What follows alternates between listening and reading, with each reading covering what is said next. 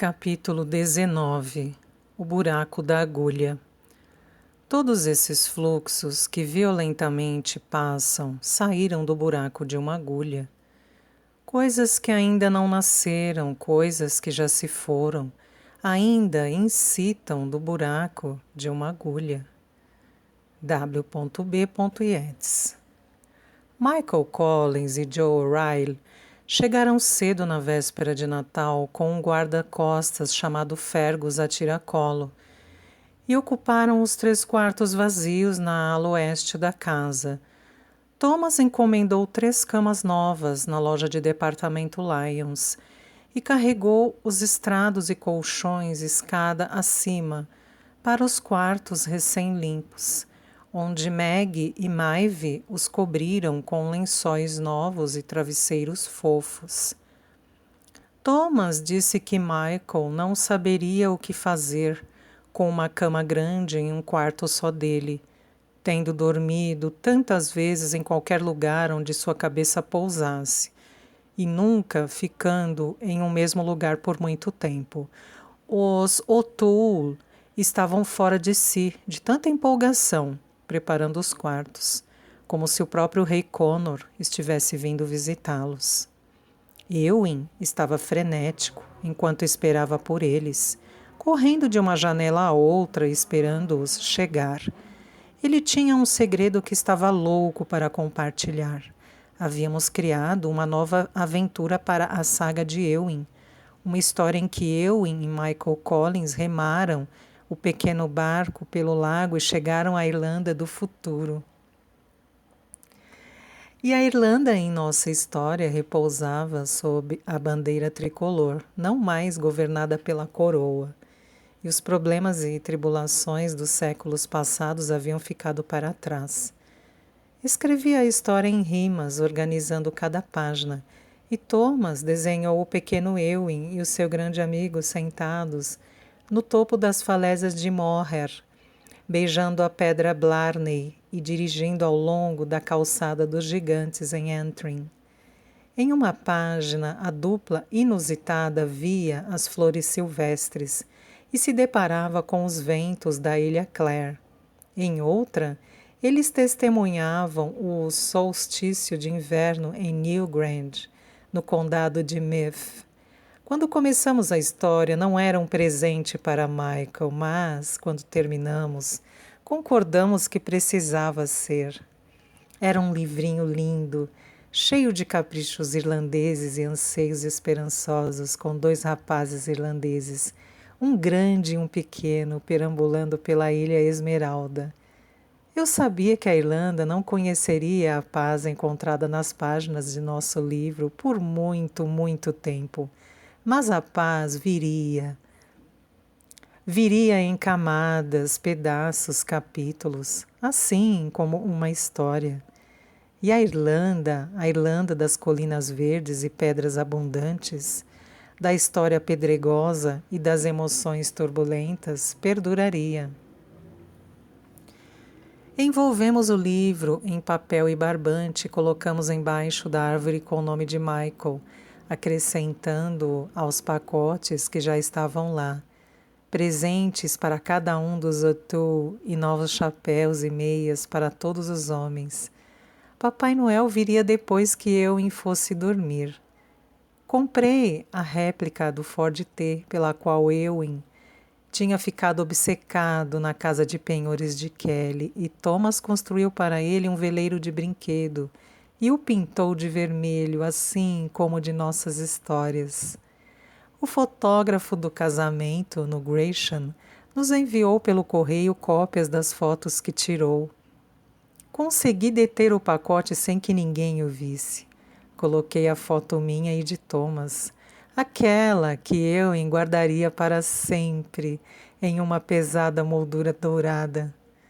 Não era um presente emocionante para um menino, mas era precioso.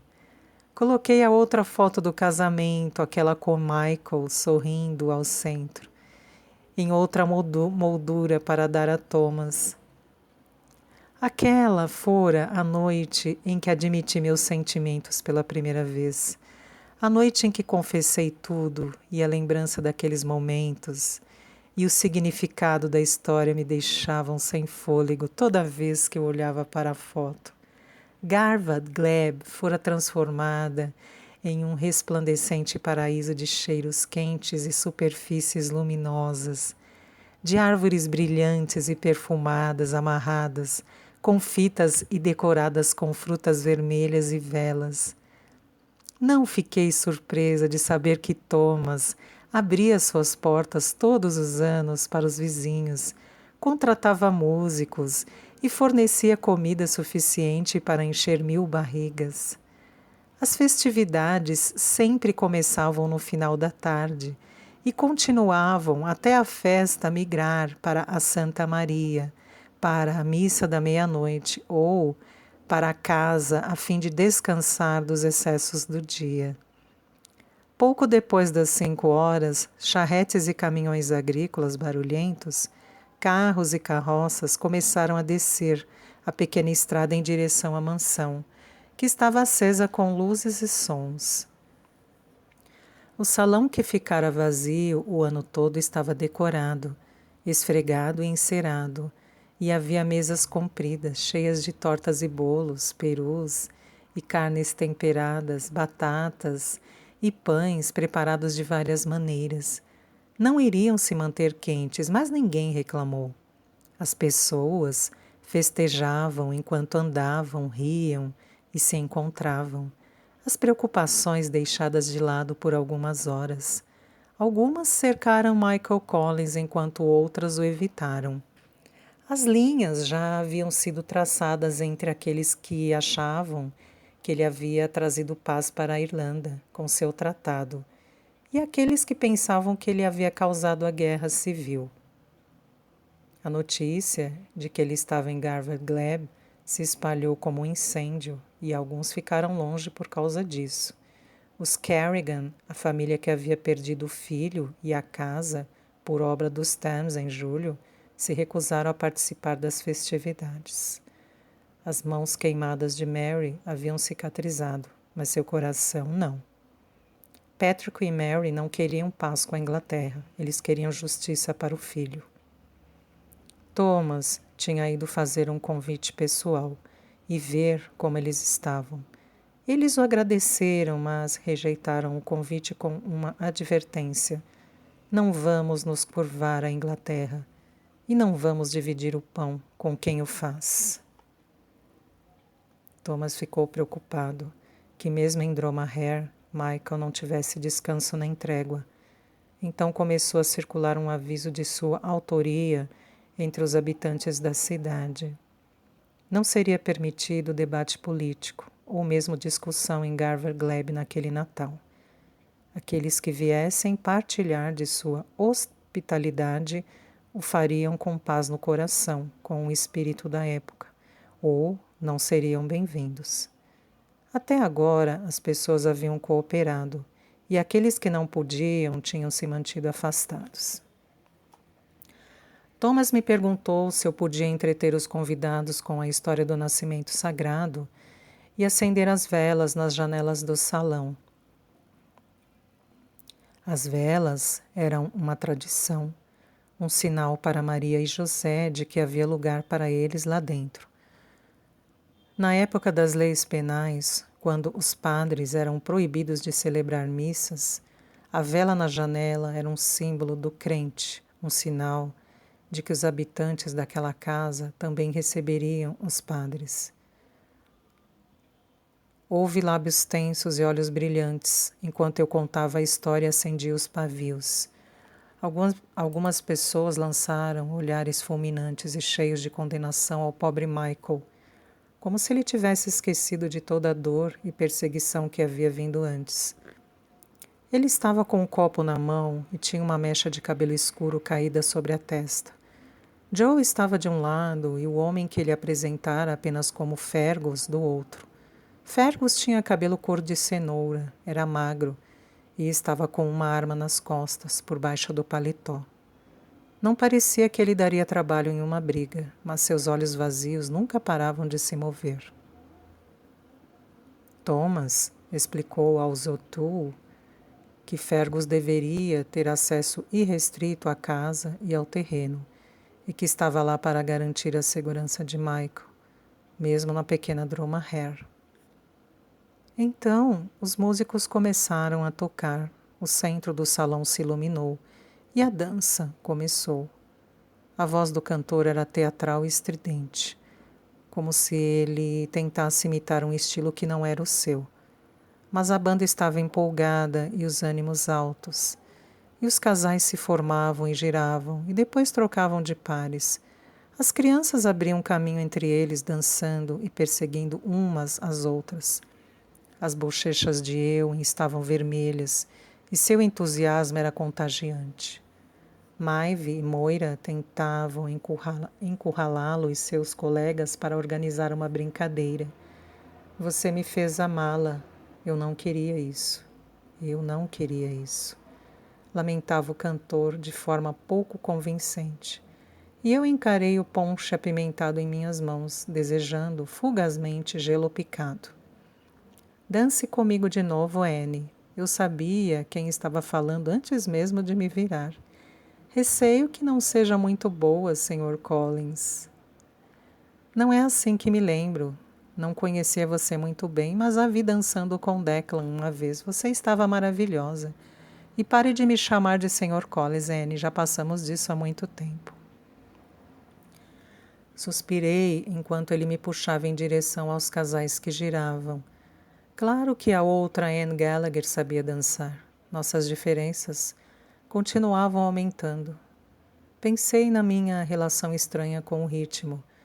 Eu dançava sozinha na minha cozinha minúscula em Manhattan, grata de que ninguém pudesse ver minhas pernas desajeitadas e meus dedos desengonçados, sentindo a música com todo o meu coração, mas incapaz de convertê-la em graça.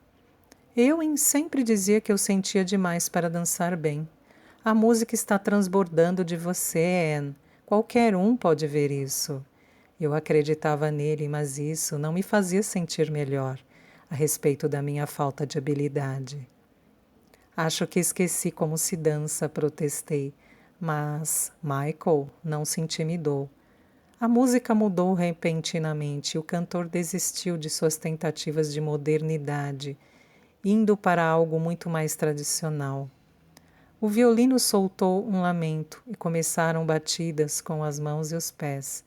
O ritmo era frenético, os passos eram rápidos demais para que eu pudesse fingir. E eu me recusei a acompanhar Michael Collins. Mas Michael se esquecera de mim completamente. Ele estava observando Thomas, que havia sido empurrado para o centro da pista de dança. Vai, Tommy! Michael gritou. Mostra como se faz. Thomas estava sorrindo e seus pés voavam enquanto os espectadores o aplaudiam. Eu só conseguia ficar olhando fascinada. O violino gritou e seus pés o acompanharam, batendo e chutando. Um herói do folclore irlandês ganhando vida. Então, ele puxou Michael, que não estava conseguindo se conter, para o círculo com ele, dividindo o palco. Thomas estava rindo, seu cabelo caía no rosto, e eu não conseguia desviar o olhar. Eu estava zonza de amor e atordoada de desespero.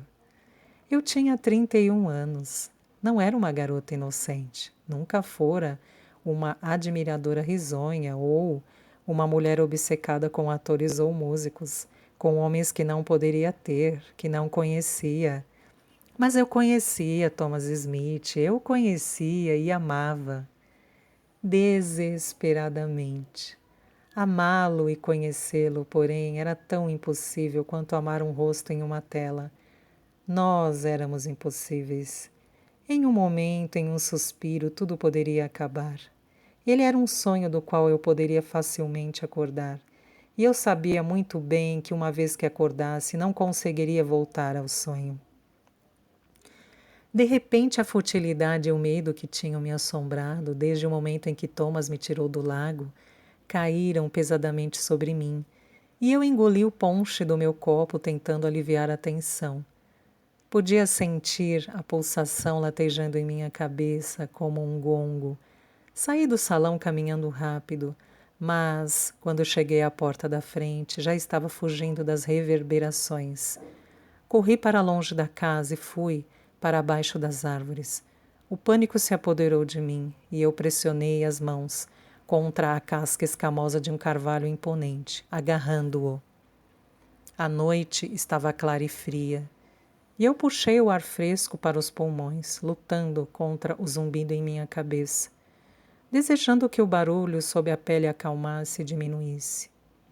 A dura realidade da árvore me ancorou, e eu levantei o queixo para a brisa, fechei os olhos e segurei o tronco com força. Não demorou muito para que eu ouvisse sua voz atrás de mim. Anne? Thomas ainda estava sem fôlego, as mangas da camisa enroladas até os cotovelos, o cabelo despenteado, o paletó descartado. Bridget disse que você saiu em disparada de casa, como se sua saia estivesse pegando fogo. O que aconteceu, garota? Não respondi. Não porque não quisesse, mas porque estava à beira das lágrimas, com a garganta tão apertada e o coração tão dolorido que não conseguia falar nada. O lago acenou, e de repente eu queria andar à sua margem, zombar dele e rejeitá-lo. Apenas para me assegurar de que poderia. Soltei a árvore e me movi em sua direção desesperada, destemida. Anne, disse Thomas, pegando no meu braço para me impedir. Aonde você vai? Pude sentir o medo em sua voz e me odiei. Odiei-me por causa disso. Você está com medo.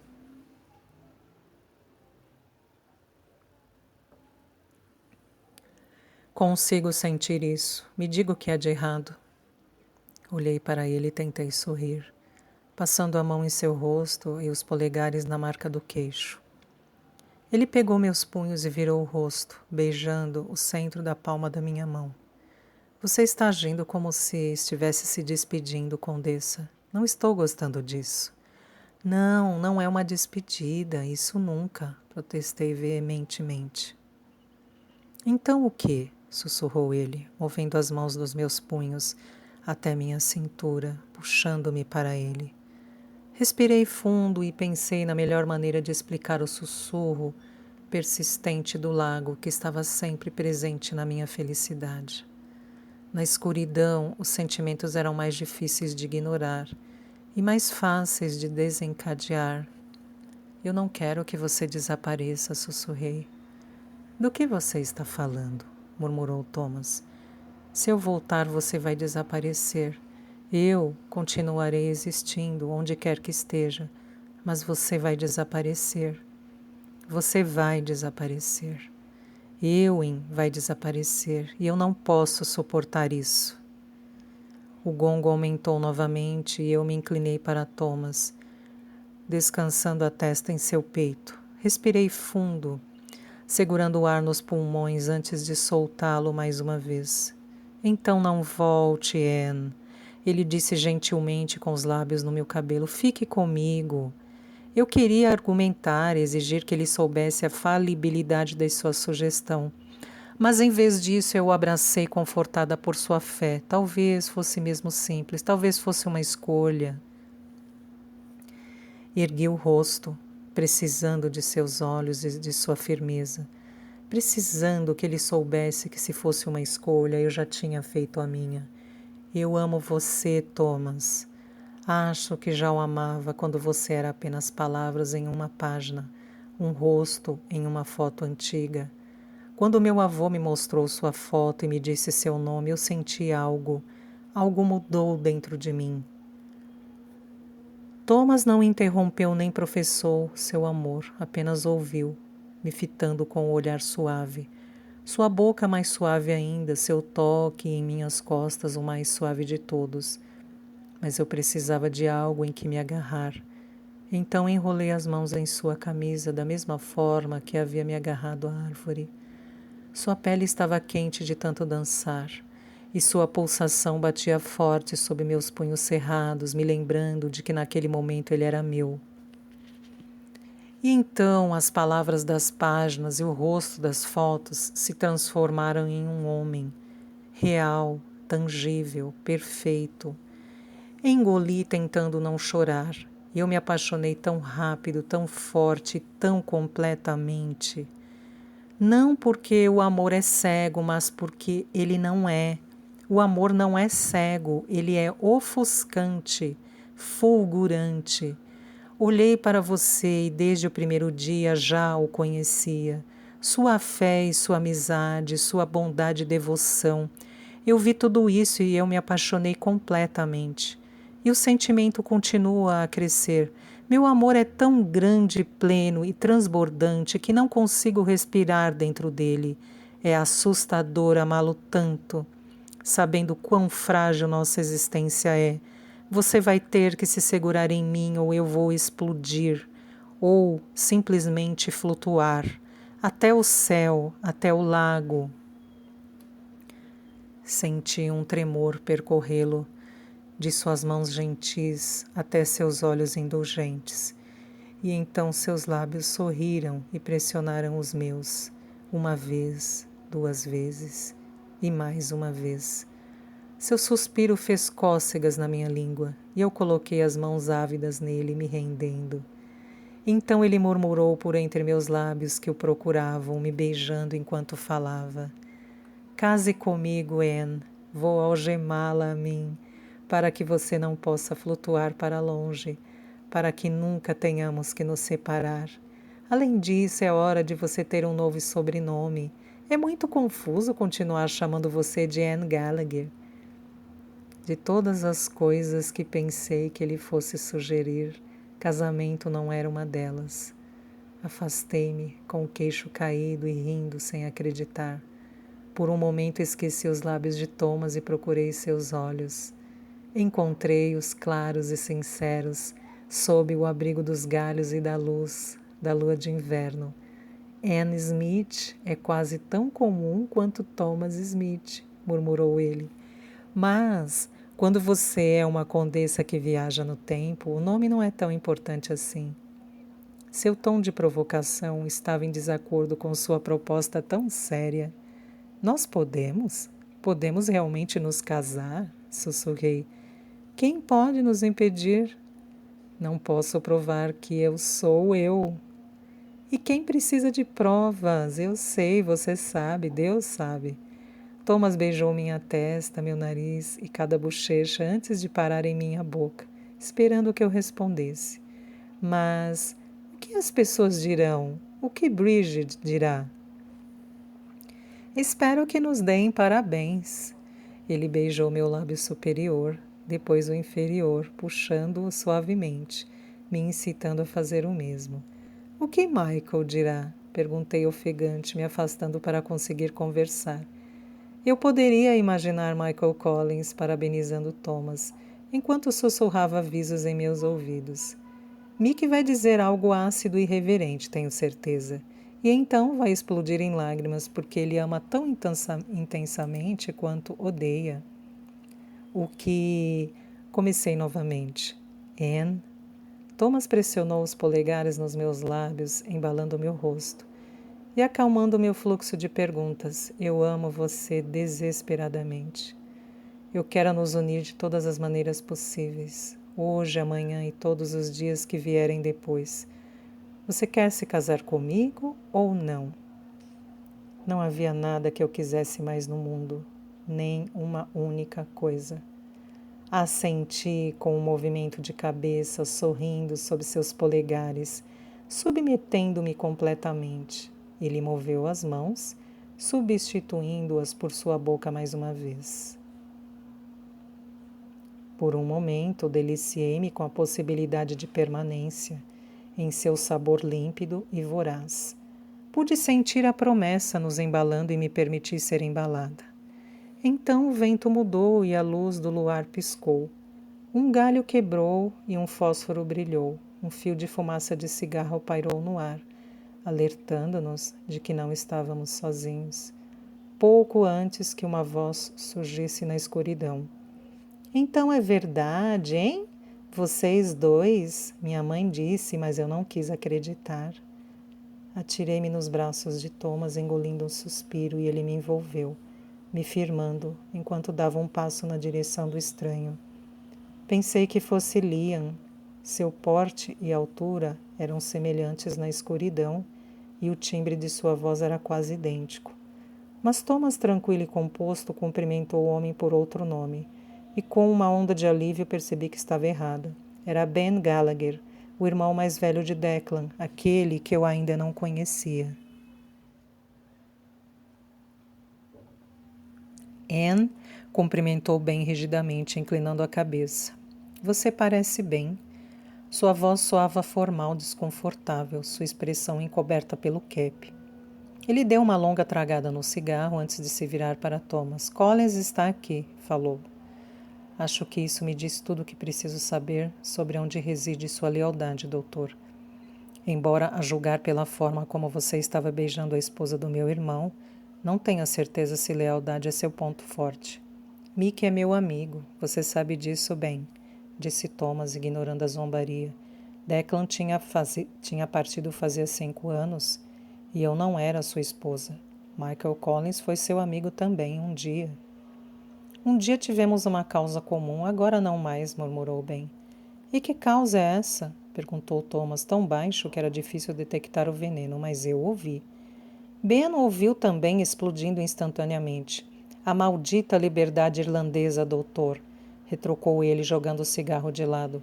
Você está tão confortável na sua mansão com seus amigos poderosos e a esposa do seu melhor amigo que se esqueceu de 700 anos de sofrimento?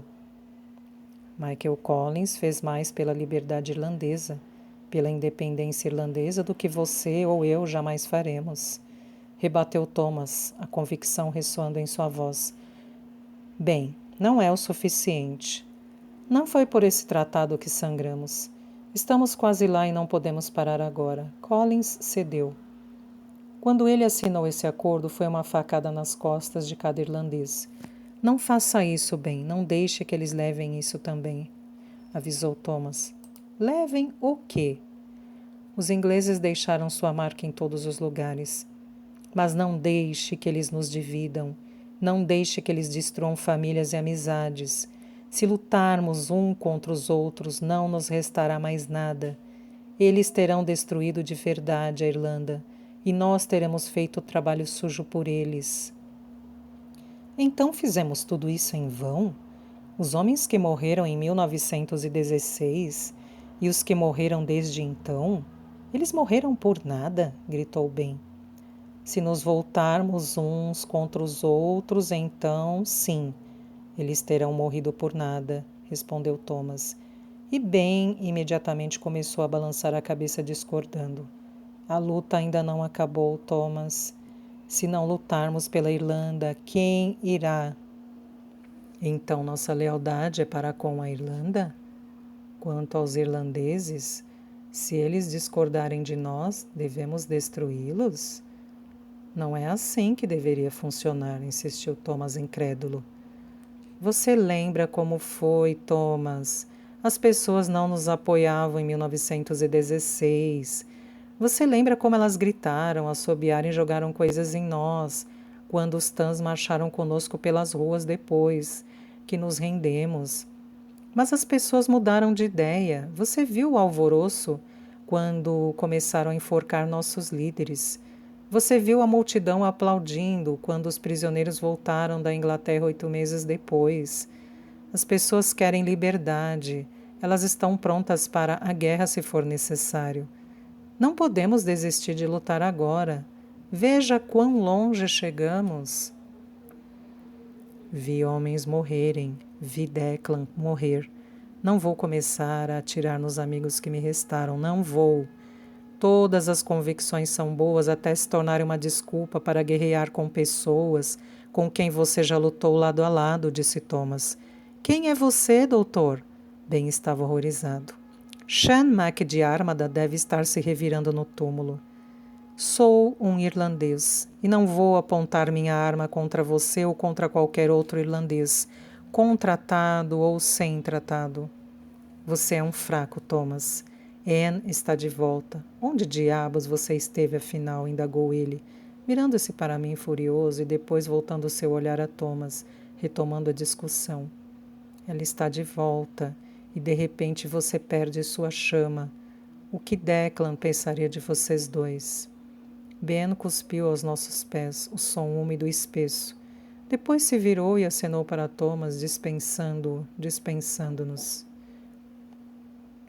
Sua mãe vai ficar feliz de ver você, Ben. Faz muito tempo que vocês não se veem. Coma, beba, descanse. Passe o Natal conosco, disse Thomas, recusando-se a reagir. Com ele? Ben apontou para a fileira de janelas ao longo do lado leste da casa, que revelava a festa em pleno andamento. Michael estava próximo a uma delas, delineado contra a luz, conversando com Daniel O'Toole. Alguém precisa avisar o chefão aí para não ficar perto de janelas. Nunca se sabe quem está escondido nas árvores. Thomas endureceu com a ameaça velada. Sua mão apertou meu corpo. E eu fiquei grata pelo apoio quando uma voz falou das sombras, acompanhada pelo estalo inconfundível de uma pistola sendo engatilhada. Não, nunca se sabe, entoou Fergus, movendo-se em nossa direção. Um cigarro pendia dos lábios do guarda-costas, dando-lhe um ar casual em completo desacordo com a arma que ele empunhava. Ben se encolheu em suas mãos e suas mãos se agitaram ao longo do corpo. Não faça isso, avisou Fergus baixinho. Você vai arruinar o Natal de muitas pessoas. As mãos de Ben pararam. Se você for entrar, vou precisar daquela arma que você está pensando em puxar, insistiu Fergus calmamente. Se não for entrar, eu ainda vou pegá-la, só para ter certeza de que você sobreviverá à noite. Depois vou precisar que você comece a caminhar em direção a Dublin. Ele deixou o cigarro cair e, sem abaixar o olhar, amassou-o na terra com a ponta do sapato. Aproximou-se de Ben e, sem alarde, o revistou, retirando uma faca de sua bota e uma arma de sua cintura. A mãe dele está lá dentro, o sobrinho também, e ele é da família, murmurou Thomas. Fergus assentiu com um único movimento rápido. Certo. Então, por que ele está aqui fora, no meio das árvores, vigiando a casa? Vim ver minha mãe, ver minha cunhada, que voltou dos mortos. Ver Eowyn e você, doutor. Vim aqui para o Natal dos últimos 5 anos. Não esperava que Collins estivesse aqui. Não tinha decidido se ficaria. Argumentou Ben, ofendido. E Liam? Liam está aqui também? Perguntei. Senti o tremor em minha voz. E Thomas ficou rígido ao meu lado. Liam está em Youghal, em Cork. Ele não virá este ano. Muito trabalho a fazer. Há uma guerra em andamento, respondeu Ben. Não aqui, Ben. Aqui não há guerra. Não hoje à noite, não agora, rebateu Thomas. Ben acenou com a cabeça, o maxilar cerrado, mas com expressão de nojo, e seus olhos condenavam todos nós. Quero ver minha mãe e o menino. Vou passar a noite no celeiro. Depois vou embora. Então entre, ordenou Fergus. Ele empurrou Ben para a frente, sem abaixar a arma. Mas fique longe do Sr. Collins. –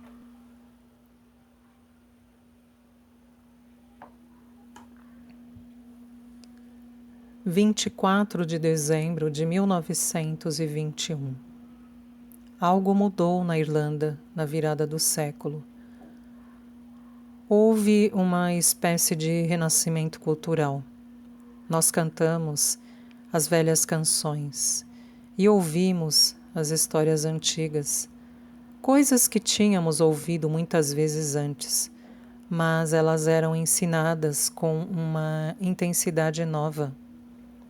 Olhávamos para nós mesmos e para o outro, e havia uma sensação de antecipação, havia orgulho, até mesmo reverência por quem éramos, pelo que poderíamos aspirar e por aqueles de quem descendemos. Fui ensinado a amar a Irlanda. Mick foi ensinado a amar a Irlanda. Não tenho dúvidas de que Ben, Liam e Declan foram ensinados a amá-la também. Mas pela primeira vez na vida não tenho certeza do que isso significa. Depois do nosso confronto com Ben Gallagher, Anne e eu ficamos entre as árvores abalados com o evento. Não gosto deste mundo, Thomas, sussurrou Anne. Este mundo é algo que a outra Anne claramente entendia e que eu nunca vou entender. Que mundo, Condessa? Perguntei, embora já soubesse. O mundo de Ben Gallagher e Michael Collins, de linhas mutáveis e mudanças de lados. E a pior parte é que eu sei como termina, sei o final e ainda não entendo. Por quê? Por que você não entende? Porque eu não vivi isso, confessou ela, não como você. A Irlanda que eu conheço é uma Irlanda de canções, histórias e sonhos, é a versão de Ewing. Todos nós temos uma, e ainda assim essa versão é suavizada e remodelada porque ele a deixou. Eu não conheço a Irlanda da opressão e da revolução. Não fui ensinada a odiar. Não fomos ensinados a odiar, Anne. Fomos ensinados a amar. Amar o quê? A liberdade, a identidade, a possibilidade. A Irlanda, argumentei. E o que vocês vão fazer com esse amor? Pressionou ela. Como não respondi, ela respondeu por mim. Vou dizer o que vocês vão fazer. Vão se voltar um contra os outros, porque vocês não amam a Irlanda, vocês amam a ideia da Irlanda. E cada um tem a sua própria ideia do que ela é. Só consegui balançar a cabeça, ferido, resistente. A indignação pela Irlanda, por cada injustiça, queimou em meu peito e eu não queria olhar para ela.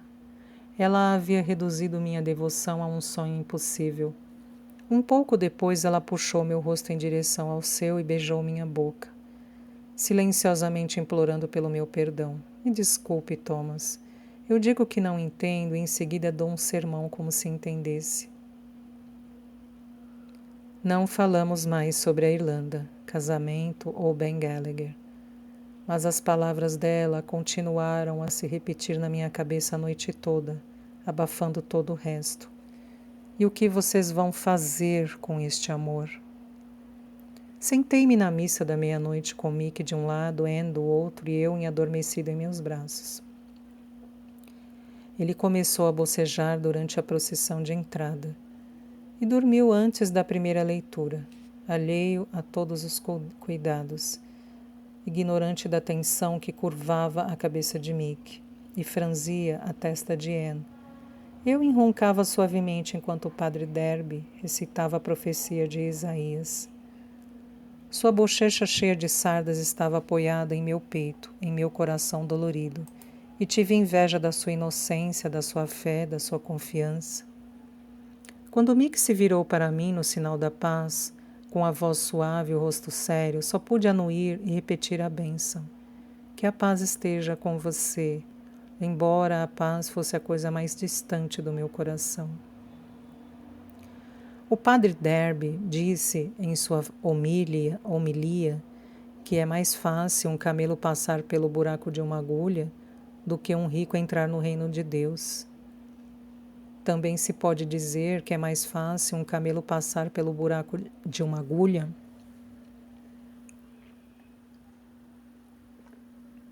do que um irlandês parar de lutar. Fui ensinado a amar a Irlanda, mas o amor não deveria ser tão difícil assim. Dever, sim, mas amor não. Talvez seja essa a minha resposta.